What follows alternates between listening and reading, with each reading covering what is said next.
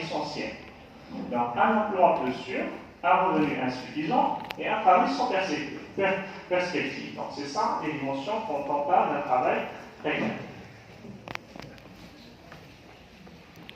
Donc, l'emploi n'est plus un emploi qui est sûr. Donc, l'émergence, ce qu'on appelle les contrats temporaires, avoir peur de perdre son emploi à court terme, crainte de ne pas pouvoir retrouver un autre emploi, se sentir exposé aux restrictions.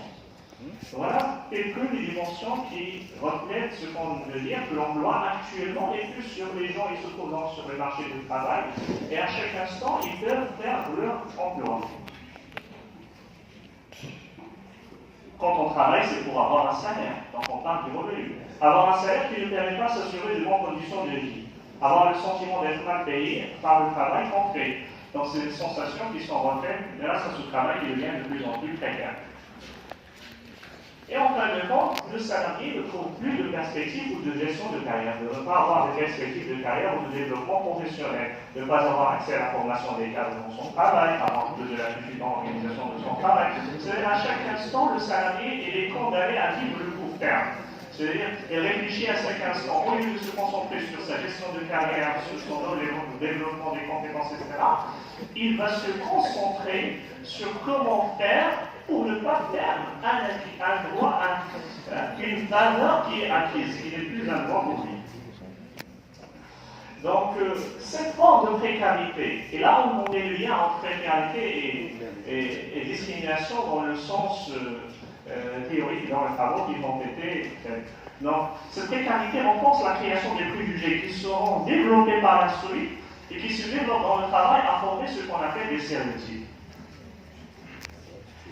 Quand on définit de façon très brève la discrimination, on dit que ce sont des traitements différentiels qui sont basés sur le groupe social au sein du même endroit de travail. Donc, tout ce contexte-là nous a permis de formuler l'hypothèse et la problématique et les hypothèses suivantes. Au niveau de la problématique, on se pose la question centrale de dire jusqu'à quelle mesure les objectifs de flexibilité dans la production ont pu générer des situations de précarité et de discrimination chez les salariés de la sous-traitance au Maroc. Autrement dit, ces objectifs de précarité, ces éléments-là, exigences du contexte de travail au niveau national et international, ils ont formé une situation de précarité et par la suite de discrimination dans le travail. Pour répondre à cette problématique, on a posé les trois hypothèses suivantes.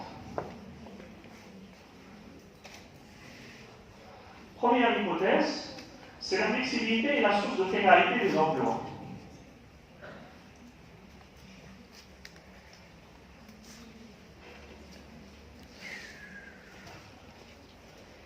Deuxième hypothèse, la précarité est caractérisée seulement par des aspects matériels.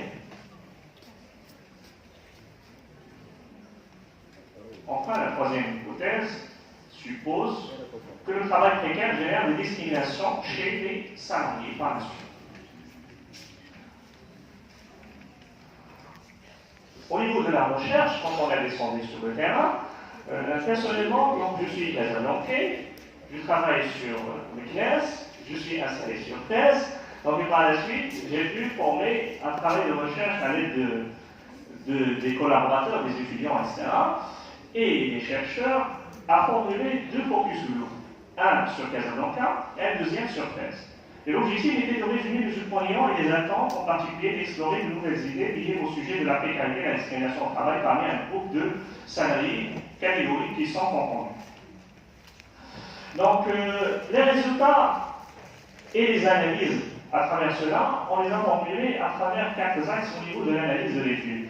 Dans le premier axe, on s'est posé la question, on a posé, est-ce que le contrat d'intérim ou de sous-traitance est un choix ou une obligation?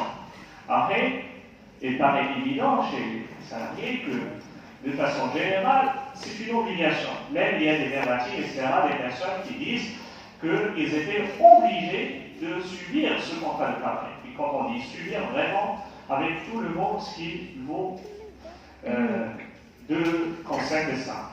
Donc le contrat d'intérim, est-ce qu'il assure une stabilité en précarité? Donc c'est une stabilité dans la précarité. Donc en fond, c'est quelque chose qui devient normalement qui va être passager, mais les gens après, Ils sont renouvelés plusieurs fois, de telle sorte qu'ils se trouvent dans une situation de stabilité, mais dans une situation de précarité et d'incertitude. C'est une incertitude répétée, à telle sorte qu'on s'est habitué à des choses inhabituelles, généralement. Et dimension de discrimination exercée et ressentie. Donc, à ce niveau-là, on a ressenti plusieurs axes, c'est-à-dire que ces gens-là, ils ressentent de la discrimination vis-à-vis de l'État, parce que la réglementation n'est pas claire, elle n'est pas respectée, insuffisance des inspecteurs de travail, etc. Donc, et en même temps, des discriminations envers leurs collègues qui sont avec des emplois, avec des CDI, et également des discriminations sur le genre, des discriminations également vis-à-vis des autres personnes. Donc ce sont des discriminations qui sont ressenties à plusieurs niveaux et plusieurs dimensions. Et les perspectives d'évolution.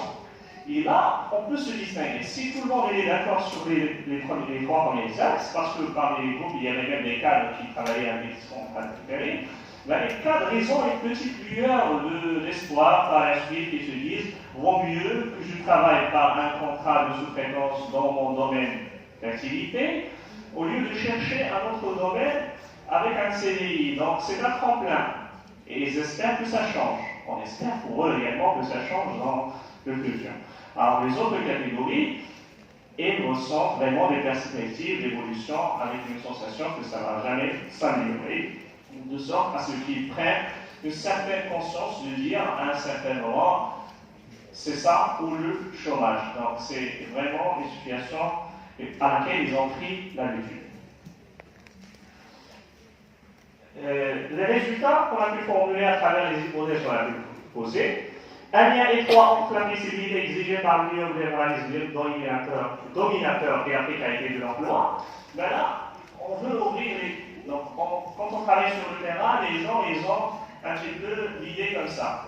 Mais réellement, le modèle, il est en-dessus de ça. Donc, je m'explique. C'est-à-dire que c'est quelque chose qui ne se présente pas seulement au Maroc, c'est quelque chose au niveau international.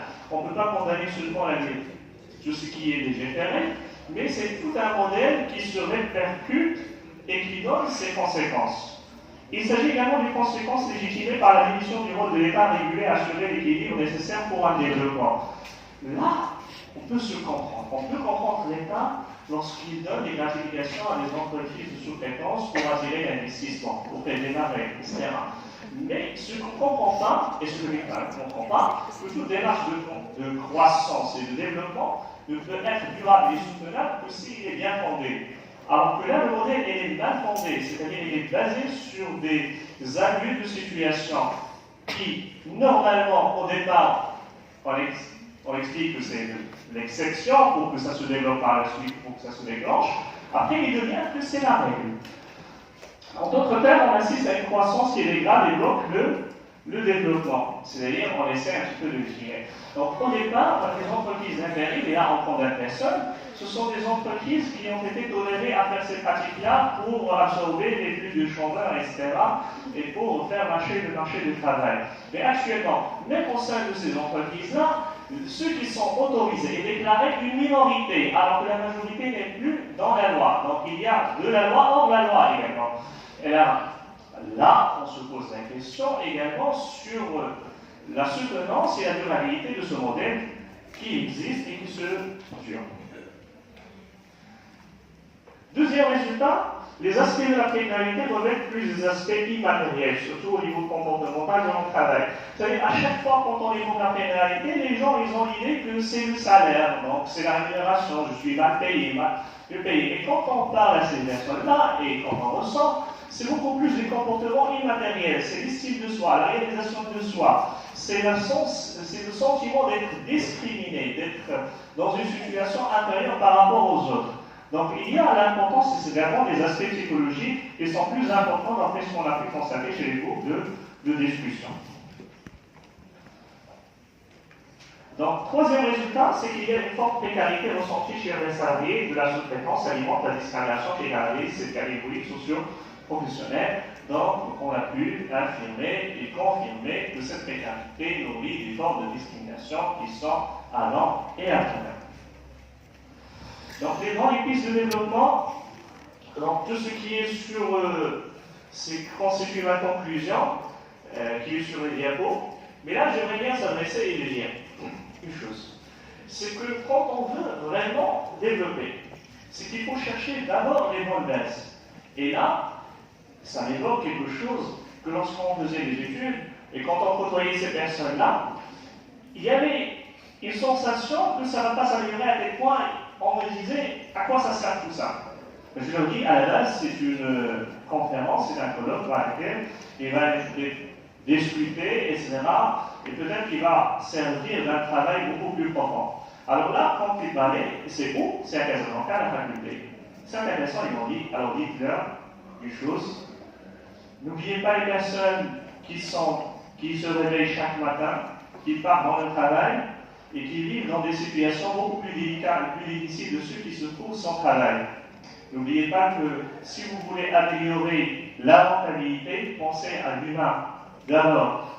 Et n'oubliez pas, et ça c'était la forme d'un étudiant que j'avais, et qui travaille encore dans ce contrat, alors n'oubliez pas que la discrimination et ce blocage qui se fait dans le monde du travail ne va pas relancer la croissance économique, mais au-delà, il va être un blocage à la croissance économique. Donc, sur ça, je vous remercie. Et bien sûr, je vais essayer d'être bref et pour laisser le champ à discuter plus des concepts et des résultats de l'étude. Merci beaucoup pour votre attention.